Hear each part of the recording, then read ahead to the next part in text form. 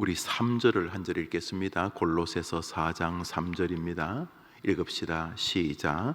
기도를 다시 또한 시작. 또한 우리를 위하여 기도하되 하나님이 전도할 문을 우리에게 열어주사 그리스도의 비밀을 말하게 하시기를 구하라.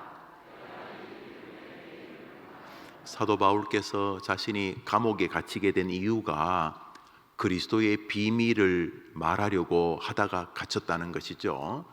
사도 바울은 사도행전 20장에서 나의 달려갈 길과 주 예수께 받은 사명 곧 그리스도 예수의 복음을 증거하는 일에 마치려 하면은 나의 생명을 조금 더 귀한 것으로 여기지 않겠다고 말하므로 비밀이라는 말을 복음이라는 말로, 그리스도의 복음이라는 말을 그리스도의 비밀이라는 말로 동일하게 사용하고 있는 것을 보게 됩니다.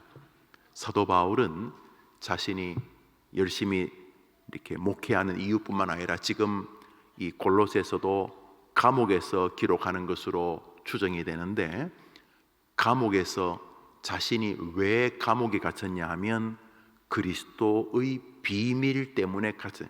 자신이 그리스도의 비밀을 사람들에게 말하다가 갇혔고, 자기는 그리스도의 비밀을 말하면서 지금까지 사는 것이 너무도 감사하다 이렇게 말하고 있는 거죠.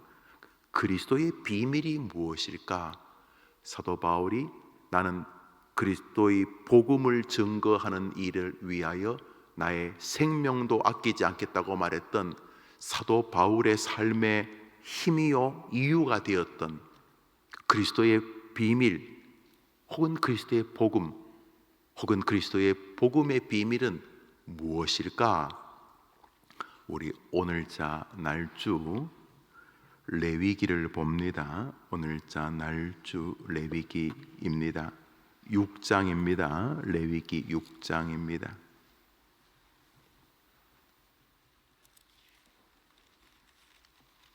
오늘자 날주 레위기 6장입니다.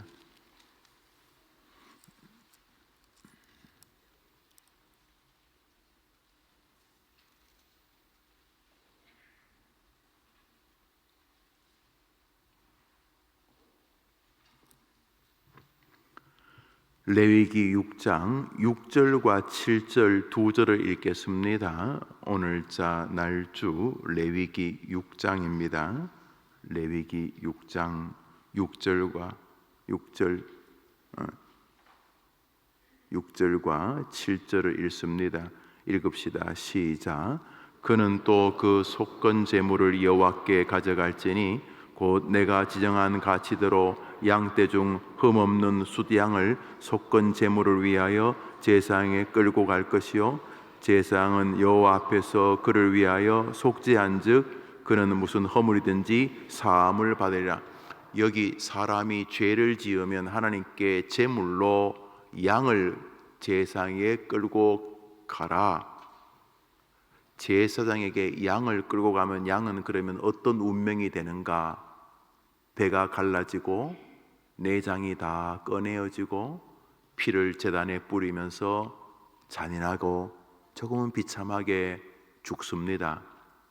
그런데 7절을 보면 제사장은 여호와 앞에서 그를 위하여 양 말고 자기가 죄가 지어서 하나님 앞에 진노와 저주를 받게 된 사람이 양을, 제물인 양을 가지고 제사장에 가서 자신의 죄 때문에 자신이 죽어야 되는데 하나님 앞에 저주를 받아야 되는데 제물인 양을 제사장 앞에 가지고 가면 제사장이 그 양을 죽이면 그 양은 피를 흘리며 죽어가는 거죠. 그런데 하나님께서 무엇라고 말씀하셨냐 하면 제사장은 여호와 앞에서 그 양을 제물로 바친 그 사람을 위하여 속죄하라. 그는 무슨 허물이든지 용서함을 받을 것이다. 그러니까 아침에 한번 볼까요? 하나님이 계시죠. 심판자이시죠. 영원한 심판주죠. 우리가 이 땅의 삶의 모든 각자에게 맡겨주신 숙제를 끝내면 우리가 다 하나님 앞에 가게 되죠. 세상 사람들은 그것을 죽는다 이렇게 말하기도 하고 돌아가신다 이렇게 말하기도 하지만 우리는 잔다고 하죠. 스데반 집사님이 잔이라 하는 것처럼 우리가 자면 깬다는 거죠. 우리가 하늘나라에 도착하게 되죠. 우리 모두가. 그때도 레위기의 심판주가 바로 우리가 만날 동일한 하나님이시죠. 자, 하나님이 계시고 우리가 있어요. 하나님이 계시고 우리가 있는데 제사장에게 우리가 죄를 지으면 양을 가지고 가요. 그러니까 하나님과 나 사이에 양이 있어. 양이.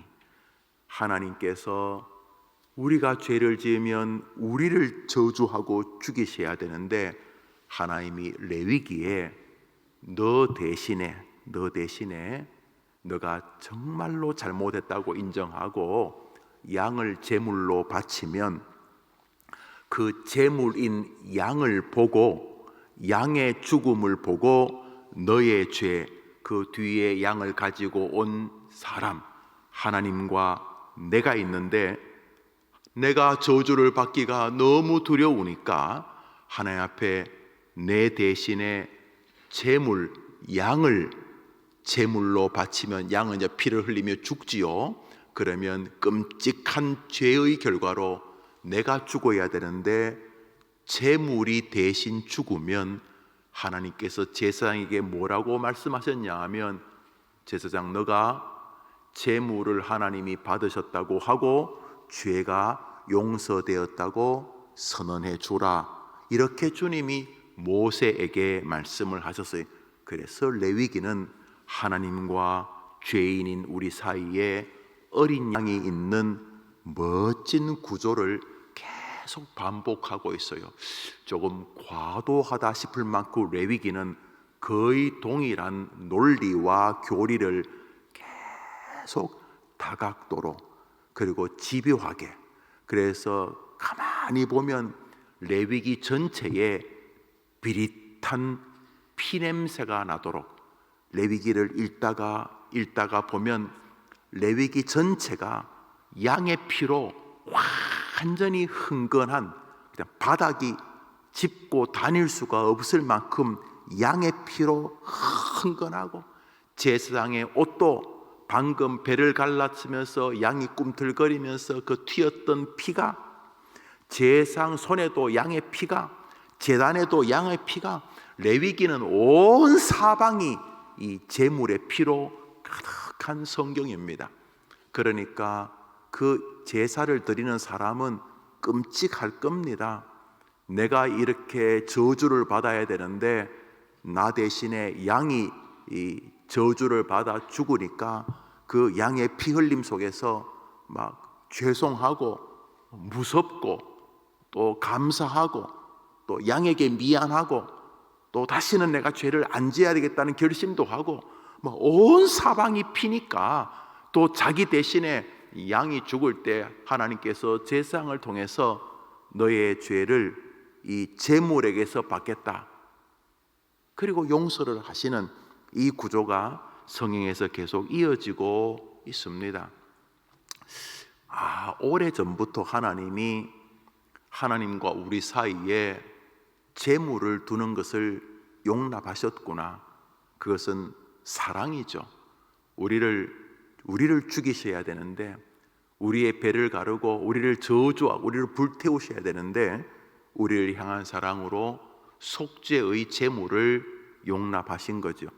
그런데 문제는 그 제물도 좀 부실한 제물이지만 우리가 또 죄를 짓는 거예요. 그러면 그 다음 주에 또 그 일을 반복해 죽을 때까지 이 피냄새 속에서 사는 거예요.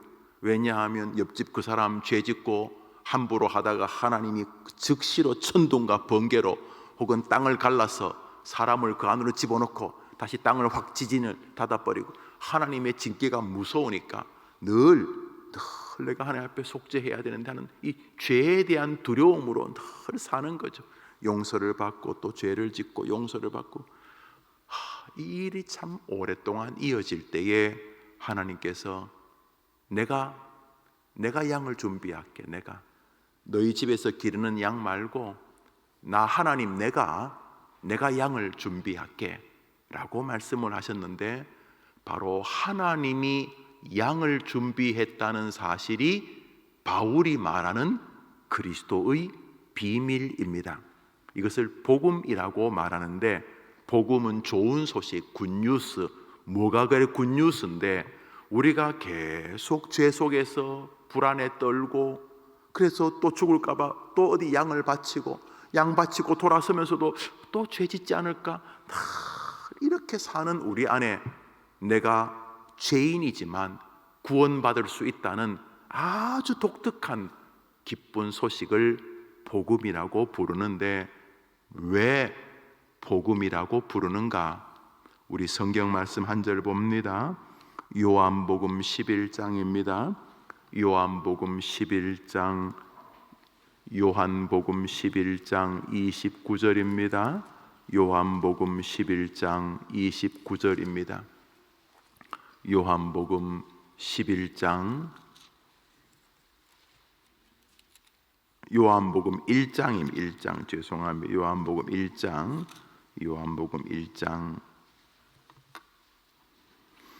29절입니다. 요한복음 1장 29절 화면에 나오는 읽어볼까요? 읽읍시다. 시작. 이튿날 요한이 예수께서 자기에게 나오심을 보고 이르되, 보라, 세상 죄를 지고 가는 여인이 낳은 자 중에 가장 큰 자라고 불리었던 인물이 바로 세례 요한입니다. 광야에서 외치는 멋진 하나님의 사람이었습니다. 그가 너무 독특하지만 탁월한 영성을 가졌기에 많은 사람들이 세례 요한의 설교를 들으려고 모여들었습니다. 그러던 어느 날 세례 요한 앞에 예수님이 오셨습니다. 예수님이 세례 요한 앞으로 오자 세례 요한이 설교를 하다가 내려와 무릎을 꿇습니다. 그리고 큰 소리로 외칩니다. 보라, 세상 죄를 지고 가는 하나님의 뭐라고요? 여러분 방금 레위기에 어린 양을 보셨지요? 어린 양이 성경, 예수, 하나님, 기독교를 아는 사람들에게 무슨 의미입니까? 제물입니다. 제물. 예수님을 호랑이나 사자라고 말하지 않고 왜 어린 양으로 불렀고, 하나님은 세례 요한의 그 문장을 우리에게 왜 기록하셨습니까? 맞기 때문입니다. 한번 따라 합시다. 예수님은 하나님과 나 사이의 어린 양 제물이시다. 한 번 더 하겠습니다. 예수님은 하나님과 나 사이의 제물이시다. 과거 수천 년 전에는 하나님과 나 사이에 뭐가 있었죠? 제물 뭐가 있었죠? 양이 있었어요. 그런데 하나님께서 그 양의 부실함과 우리의 부실함과 제사장의 부실함, 이 모든 부실함을 보시고 하나님이 내가 완전한 제물을 준비할게. 그래서 하나님이 준비하신 양이 있는데, 하나님이 준비하신 그 양의 이름이 뭐라고요? 예수 그리스도. 아니, 양은 우리 죄를 위해 피 흘리고 죽으면 하나님이 그 양을 보고 제사장에게 저 양을 제물로 바친 저 사람 보고 내가 너의 죄를 사했다고 말해주라. 그게 방금 읽었던 레위기 아닙니까? 그런데 예수님이 이 땅에 하나님의 말씀을 순종해서 어린 양으로 오신 거죠. 중요한 것은 하나님이 예수님을 어린 양 제물로 보신다는 것입니다. 하나님이 예수님을 제물로 보시겠다는 거죠. 예수님은 자기를 어떻게 보시는가? 성경 말씀 마가복음입니다. 마가복음 10장입니다. 마가복음 10장입니다. 45절을 한 절 읽습니다. 마가복음 10장입니다. 45절 우리 화면에 나온 읽어봅시다. 시작. 인자가 온 것은 섬김을 받으려 함이 아니라 도리어 섬기려 하고 자기 목숨을, 예수님이 직접 하신 말씀입니다. 내가 온 것은, 내가 사람의 모습으로 온 것은 인자 더 Son of Man, 그냥 Son of Man이 아니고 더 그 특별한 구약이 예고했던 그 보라 처녀가 잉태하여 아들을 낳을 것이요 하는 그 독특한, 더 영어 알죠? 더 정관사, 그 사람 유일한 아주 독특한 더 Son of Man, 아주 독특한 한 사람이 예수님이 직접 말씀하시는 거예요.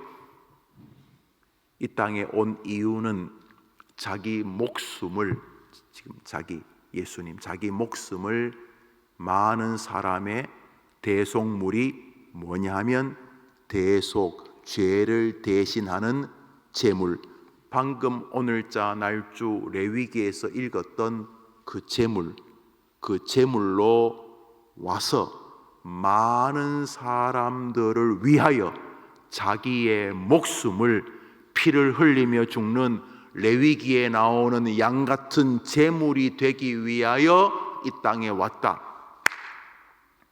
세례 요한도 하나님도 예수님도 자신이 제물로 왔다고 말씀하고 있는 것이죠.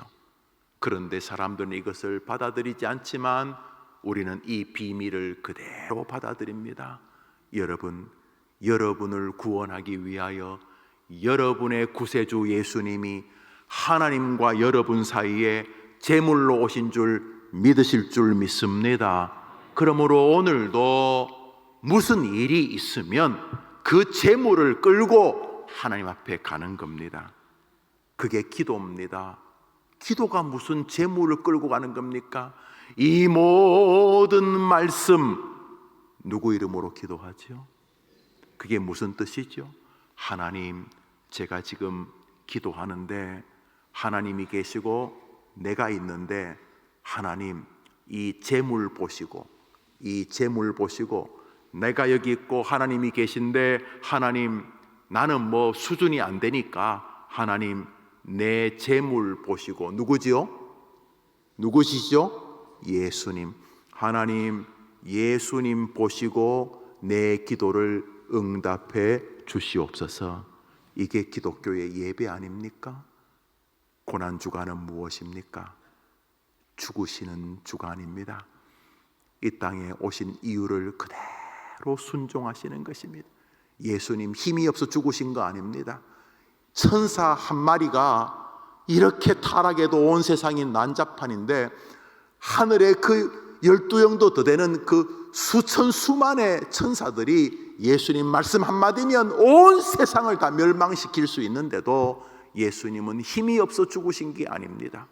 예수님은 우리를 사랑해서 죽으신 것입니다. 기억하십시오. 하나님과 여러분 사이에 아무것도 없는 게 아닙니다. 하나님과 여러분 사이에 언제나 여러분의 제물이요 중보자 되시는, 여러분과 하나님 사이를 변호하시는 변호사 되시는 예수님이 계신 줄 믿습니다. 이번 한 주간 나를 위해 오신 예수님을 기억하면서 믿음을 곧세우고 닷새간의 특별 새벽 기도회 기간 동안 하나님과 여러분 사이에 계시는 멋진 어린 양이신 예수 그리스도와 따뜻한 사랑의 깊이가 더해지는 은혜의 시간들이 되시기를 바랍니다. 여러분, 교회에 올 때 혼자 오는 거 아닙니다. 양을 데리고 오는 겁니다. 표현이 그렇지만 양을 끌고 온다는 말이 맞을 겁니다. 양을 끌고 옵니다. 그렇지만 우리는 너무 두렵고도 죄송하고도 감격스럽습니다. 우리가 데리고 오는 그 양의 이름이 예수님이시기 때문입니다. 기꺼이 모멸과 멸시를 받으셨습니다. 우리를 사랑해서. 그래서 우리는 예배당 올 때 절대로 성경책만 덜렁덜렁 들고 오지 않습니다. 우리는 제물을 같이 끌고 옵니다. 우리에게 끌려오는 제물의 이름은 예수님이십니다. 그래서 우리는 하나님 앞에 하나님, 저 김 목사 왔어요. 이제 뭐 좀 해야 되는데, 교회 일을 뭐 설교하고 해야 되는데, 하나님 뭐 제 실력뻔히 아시니까 하나님 레위기 한번 합니다. 하나님 저 별거 아니니까 뭐 저야 아무리 보셔도 뭐 줄 거 없으실 테니까, 내가 받을 만한 인간 아니니까 내가 끌고 온 재물, 자 이거 보시고, 자 내가 끌고 온 재물, 이 재물 보시고 나에게 오늘도 자비와 은혜를 더하여 주옵소서. 그 재물의 이름이 뭐라고요? 재물의 이름이 뭐라고요? 예수 그리스도. 그래서 우리는 그 재물을 하나님 사이에, 하나님과 나 사이에 이렇게 갖다 놓습니다. 이제 그 재물이 피 흘리고 그러겠죠. 이제 하나님과 나 사이에 이렇게 재물을 끌고 옵니다.